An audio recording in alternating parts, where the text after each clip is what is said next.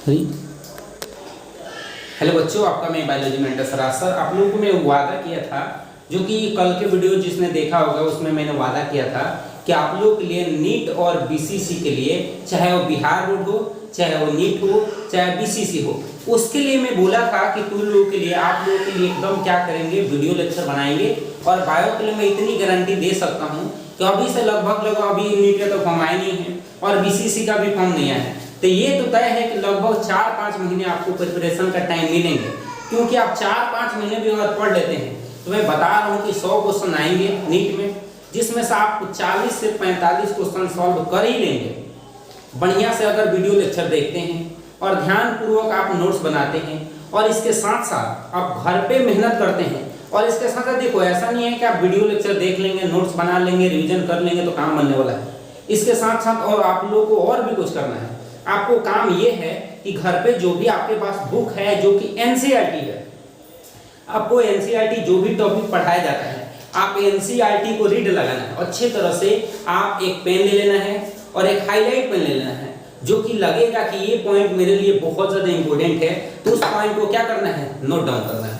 और प्लीज आप लोगों को मैं जो भी पढ़ाऊंगा उसको सही पूर्वक नोट्स बना लेना है और कंसेप्ट क्लियर यहाँ पे दिए जाएंगे। दूसरी बात कि आपको एनसीईआरटी जो भी टॉपिक पढ़ाया जाएगा, एनसीईआरटी क्या करना है, रीड लगाना है। तीसरी बात कि हर शनिवार को आपको टेस्ट होगा, हर शनिवार को आपको टेस्ट होगा। मेरे ग्रुप में एक आपको व्हाट्सएप ग्रुप बनाए जाएंगे, जो भी बच्चे पढ़ने वाले हैं, चाहे वो बोर्ड के हैं, चाहे वो नीट के हैं, चाहे वो बीसीसी के हैं, उनके लिए आपको एक ग्रुप बनाया जाएगा। उसी ग्रुप में हर शनिवार को प्रश्न भेजे जाएंगे, जो कि आपको सॉल्व करके और उसी ग्रुप में क्या करना है, डाल देना है और उसका रिजल्ट भी मिलेगा। इसलिए आपको बड़ी ध्यान से पढ़ना है। और जो बच्चा मेहनत करेगा, पढ़ेगा, चाहे वो बोर्ड के लिए पढ़े, चाहे नीट के लिए पढ़े, चाहे बीसीसी के लिए, मैं बोल रहा हूँ कि बहुत अच्छा करेगा। और मैं ये उम्मीद लगा के रखता हूँ कि आप लोग नीट में बहुत अच्छा करेंगे। अगर अगले साल एग्जाम आप लोग का रहे थे, एक साल मेरे पास अगर टाइम देते तो मैं तो 11th और 12th दोनों को मतलब सिलेबस खत्म कर देता। लेकिन अभी हमारे पास उतना टाइम नहीं है, क्योंकि आप इसी साल एग्जाम देंगे और ये भी देखा जाएगा कि आपको पूर्ण सिलेबस 11th और 12th जरूर खत्म किए जाएंगे। और 11th और 12th की बात कर रहा हूँ मैं, तो टोटल सिलेबस कितने हैं, 11th और 12th का सिलेबस टोटल देख लिया जाए तो 11th क्लास में आपको टोटल 22 चैप्टर है और 12th क्लास में देखा जाए तो टोटल 16 चैप्टर है। अगर टोटल बायोलॉजी का 11th 12th का मिला लिया जाए तो आपको 38 चैप्टर पढ़ने हैं, जिसमें से मैं आपको 12th बेस और 11th बेस उस चैप्टर को ज्यादा मैं पहले तो लोगों को पढ़ाऊंगा जो एग्जाम में जिससे 3-4 क्वेश्चन जरूर आना तय है। और बिहार बोर्ड के लिए ज्यादातर देखा जाए कि पहले 12th का सिलेबस खत्म किया जाएगा, जिससे आपको बोर्ड के जितने भी बच्चे हैं उनका सिलेबस खत्म जल्दी हो जाएगा, तो रिवीजन करने में उनको आसानी मिलेगा। और मैं बता दूं बोर्ड वाले बच्चों के लिए कि जो मेरा वीडियो लेक्चर देख लेगा और हर शनिवार को ग्रुप में शामिल होकर टेस्ट दे लेगा और बढ़िया से मेहनत करेगा, मैं इतनी गारंटी दे सकता है कि 70 में 70 ला सकता है। आपको उम्मीद मेरे पे अगर लगता है, ट्रस्ट नहीं है, तो मेरे से जो भी बच्चे पढ़े हुए हैं, इसके प्रीवियस ईयर में जो भी बच्चे पढ़े हुए हैं मेरे से, उनसे सलाह ले सकते हैं कि बायोलॉजी राज सर कैसे पढ़ाते हैं।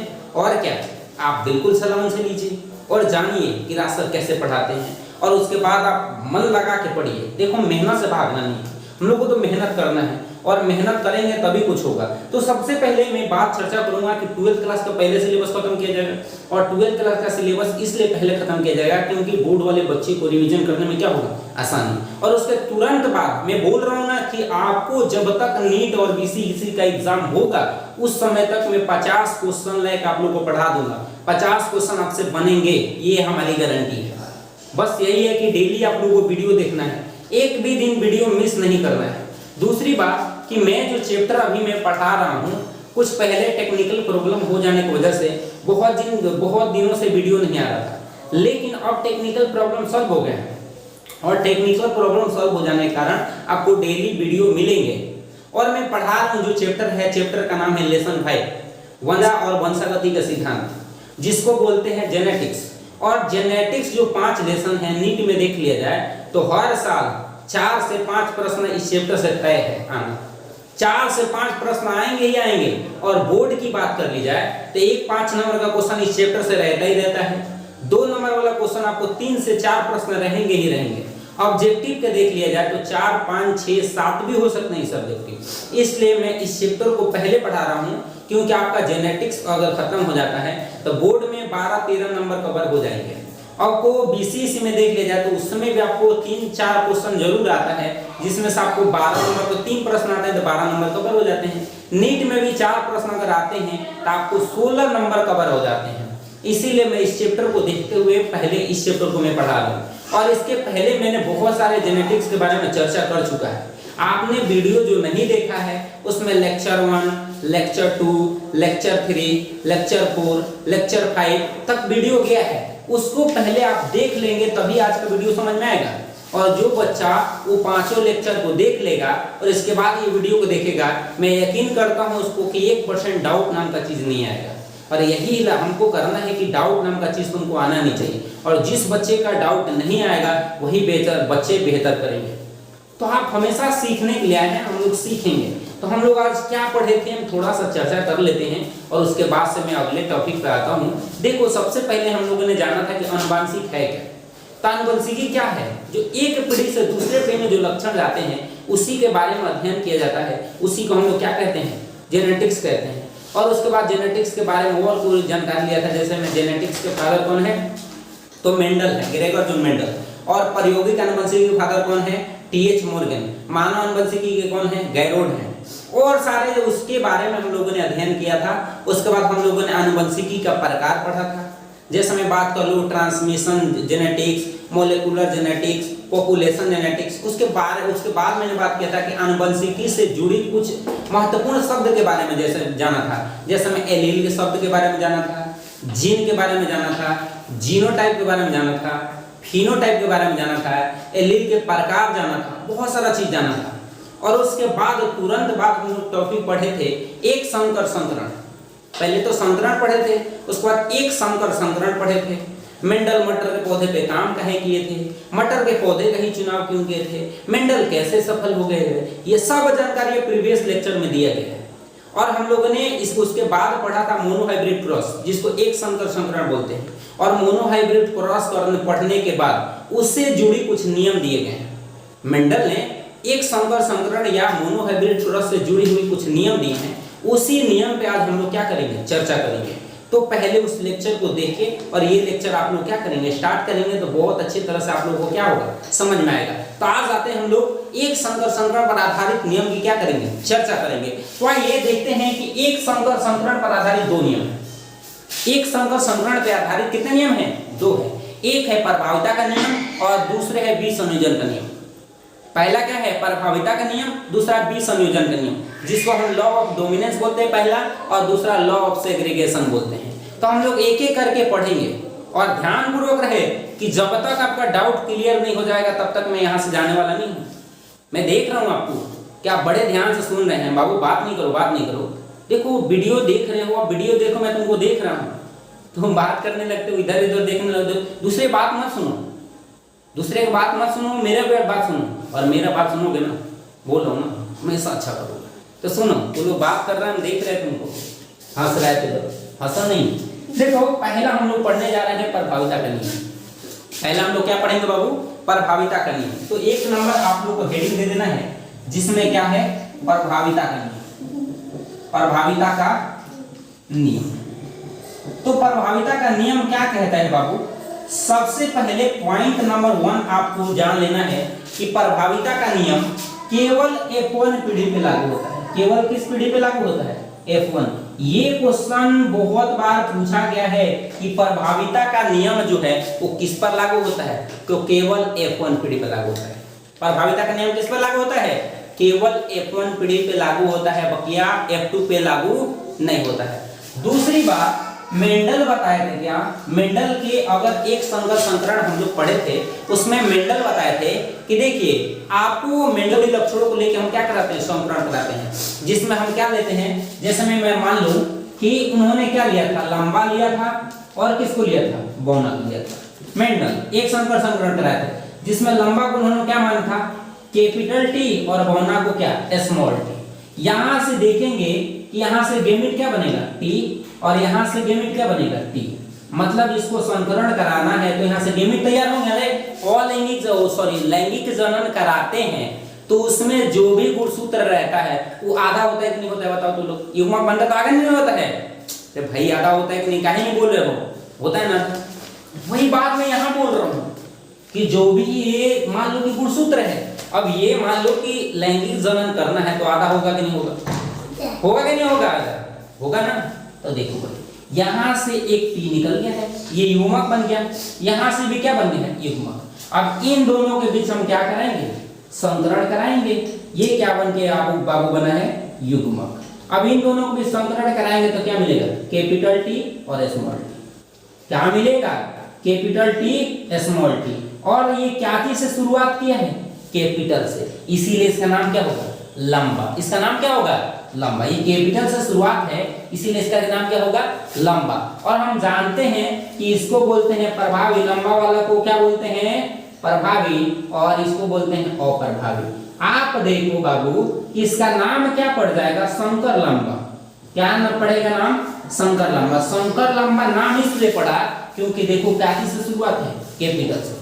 क्या चीज से शुरुआत है, कैपिटल से शुरुआत है, इसीलिए इसका नाम क्या पड़ा, शंकर लंबा। अब बताओ कि इसमें जो गुण आए हैं, क्या चीज का गुण आया है, प्रभावी का आया है कि अप्रभावी का आया है, क्या चीज का गुण आया है। आप बोलोगे कि सर ये तो लंबा दिखाई दे रहा है, और लंबा है तो क्या है, प्रभावी है कि नहीं। आप सोचो, आप बताओ बाबू, यहाँ पे देख रहे हैं कि क्या है, लंबा।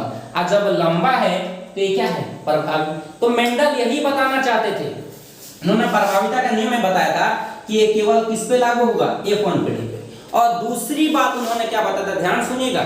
दूसरी बात बताया था, जब एक जोड़ी लक्षणों को लेके एक साथ क्रॉस कराया जाता है तो उसके F1 पीढ़ी में केवल प्रभावी गुण दिखाई देते हैं। कौन सा गुण दिखाई देता है, प्रभावी गुण दिखाई देता है, इसमें अप्रभावी गुण प्रभाव दिखाई नहीं देता है। मतलब खाली शंकर लंबा पाया, मतलब शंकर लंबा ही मिलेंगे, बौना एक भी दिखाई नहीं देगा। फिर से मैं बोल रहा हूं, प्रभाविता का नियम क्या है, ध्यान सुनिए। प्रभाविता का नियम है कि ये केवल F1 पीढ़ी पे लागू होता है।